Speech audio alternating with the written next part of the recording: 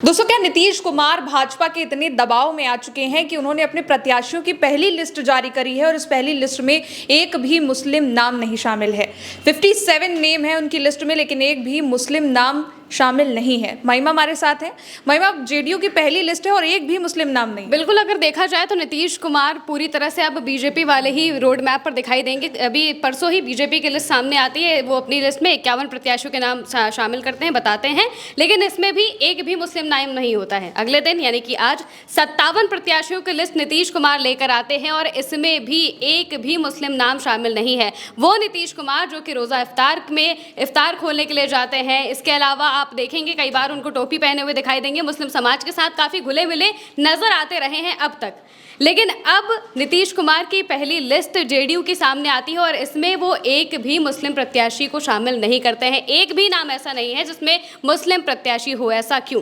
जाहिर सी बात है कि जिस तरह से बीजेपी का दबाव है वो नीतीश कुमार पर या फिर उनकी पार्टी के जो शीर्ष नेतृत्व है उस पर पड़ता हुआ दिखाई दे रहा है। बार बार ये बात सामने आती है कि संजय झा, ललन सिंह, जो कि जेडीयू के नेता हैं, जेडीयू के अगर हम कहा जाए कि उनकी पार्टी में बहुत टॉप मोस्ट पोजीशन पर रहते हैं, वो पूरी तरह से बीजेपी के हिसाब से ही काम करते हैं, बीजेपी रोड मैप पर ही काम करते हैं। और इसी वजह से जब टिकट की सारी चीज़ें हुई हैं वो भी उन लोगों ने ही संभाली है और बीजेपी की तरह ही उन्होंने भी जेडीयू में किसी भी मुस्लिम प्रत्याशी को जो टिकट है वो नहीं दिया है। अब ध्यान दीजिए, बिहार में करीब 17 से 18% की आबादी मुस्लिम समाज की है और 18% की आबादी वाले राज्य में जब कोई पार्टी 57 प्रत्याशियों की लिस्ट जारी करते हैं उसमें एक भी नाम ऐसा नहीं है जो मुस्लिम हो।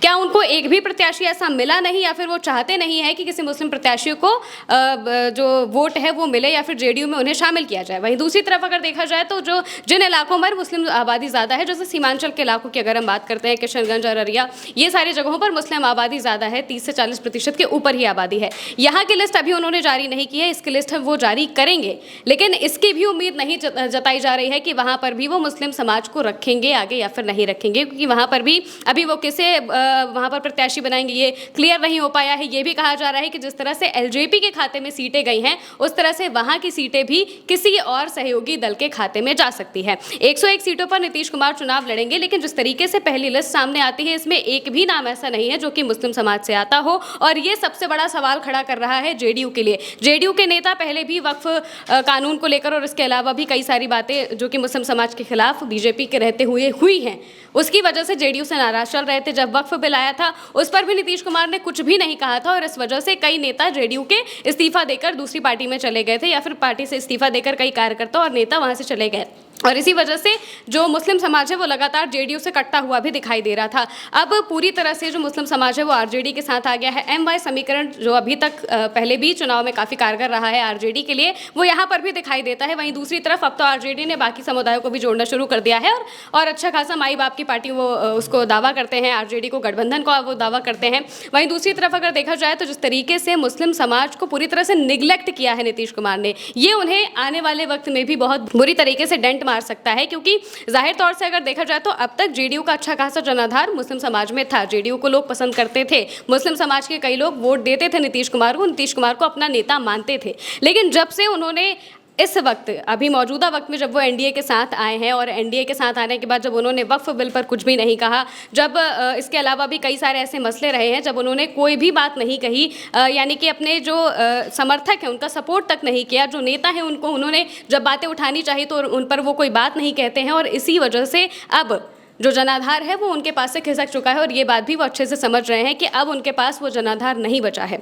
और इसके साथ ही अब उन्होंने सीधे तौर पर अगर देखा जाए तो पहली लिस्ट जारी की, लेकिन इसमें एक भी मुस्लिम नाम नहीं है। अगर हम नामों को गिने तो इसमें 12 के आसपास एससी सीटों पर उन्होंने प्रत्याशी घोषित कर दिए हैं, लेकिन एक भी ऐसी सीट पे प्रत्याशी घोषित नहीं किया है जो कि मुस्लिम बहुल वाली हो। ये भी सवाल खड़ा करती है कि क्या करना चाहते हैं आखिर वहाँ पर नीतीश कुमार। क्या अभी भी वो वहाँ पर समीकरण देख रहे हैं कि किस तरीके से अगर हम इस समाज को हटा दें और किसी को अगर रखेंगे तो बाकी सबको जोड़कर क्या वहाँ पर चुनाव लड़ा सकते हैं? ये भी बात है सामने और ये भी कहा जा रहा है कि जो सीमांचल के इलाके हैं वहाँ पर जेडीयू को कोई ठीक ठाक प्रत्याशी नहीं मिल रहा है जो उन्हें जिता सके, क्योंकि पहले जो उनके अच्छे खासे नेता थे, जो पार्टी के लिए काम करते थे, मंजे हुए नेता थे, पुराने नेता थे, वो वक्फ बिल के बाद उनको पार्टी छोड़कर जा चुके हैं और इसके अलावा भी कई नेता हैं जो पार्टी से नाराज चल रहे हैं। वहीं दूसरी तरफ नीतीश कुमार के घर के बाहर कई विधायक धरना दे रहे हैं क्योंकि टिकट काटे जा रहे हैं। एलजेपी को कई टिकट पहुंच चुके हैं, इस वजह से भी कार्यकर्ता नाराज हैं। वहीं दूसरी तरफ अगर देखा जाए तो जिस तरह से नीतीश कुमार ने पहली लिस्ट सामने आने के बाद एक भी मुस्लिम प्रत्याशियों को सामने नहीं रखा है, इससे बहुत बड़ा सवाल खड़ा हो रहा है नीतीश कुमार के जो पार्टी है उसके ऊपर। Janata Dal United secular party मानी जाती रही है अब तक, लेकिन अब जिस तरीके से पहली लिस्ट में एक भी ऐसा नाम नहीं होता है जो कि मुस्लिम समाज से आता हो, इस पर लगातार जो लोग हैं वो सवाल खड़ा करने लगे हैं और जाहिर तौर पर जो विपक्ष है वो भी इस चीज़ को लेकर नीतीश कुमार को घेरेगा और शायद इस बात का इल्म उन्हें अभी तक नहीं हुआ है कि इससे क्या क्या चीज़ें हो सकती हैं। हो सकता है कि दूसरी लिस्ट में वो अपने प्रत्याशियों को आगे करे। पिछली बार के चुनाव में 11 के आसपास प्रत्याशियों को, मुस्लिम प्रत्याशियों को उन्होंने चुनाव में खड़ा किया था, हालांकि वो सभी हार गए थे क्योंकि पिछली बार आरजेडी का जो महत्व है वो बहुत ज़्यादा बड़ा हुआ था। आरजेडी का, तेजस्वी यादव का जो ऑरा है वो उस वक्त काफ़ी देखने को मिला था और इसी वजह से जो सीमांचल के इलाके हैं वहाँ पर एआईएमआईएम और आरजेडी ने कब्जा कर लिया था और वहाँ पर जो नीतीश कुमार के प्रत्याशी हैं वो हार जाते हैं। इस बार देखना होगा कि आखिर क्या अगली जब लिस्ट सामने आएगी उसमें वो किसी प्रत्याशी को रखेंगे या फिर अगर नहीं रखेंगे तो सीधे तौर पर यही माना जाएगा कि बीजेपी का दबाव अब तक जो बीजेपी में था वो जेडीयू में पूरी तरह से पहुँच चुका है। यानी कि बिल्कुल अगर देखा जाए तो जेडीयू की पहली लिस्ट से ही एक बड़ा मैसेज चला गया है कि क्या नीतीश कुमार पर, क्या जेडीयू पर भाजपा का इतना दबाव है कि पहली लिस्ट में एक भी मुस्लिम नाम नहीं है।